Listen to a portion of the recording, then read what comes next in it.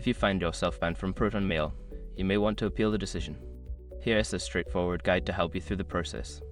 Step 1. Review the ban reason. Understand why your account was banned by checking any communication from ProtonMail. This will help you address the specific issues in your appeal. Step 2. Gather evidence. Collect any relevant information or evidence that supports your case. This may include screenshots, emails, or any other documentation that can clarify your situation.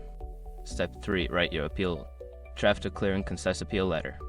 Explain your situation, address the reasons for the ban, and provide any evidence you have gathered.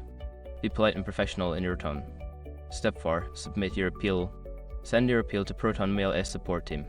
Use the official contact form or email address provided on their website to ensure your appeal reaches the right department. Step 5. Wait for a response. After submitting your appeal, be patient. It may take some time for ProtonMail to review your case and respond.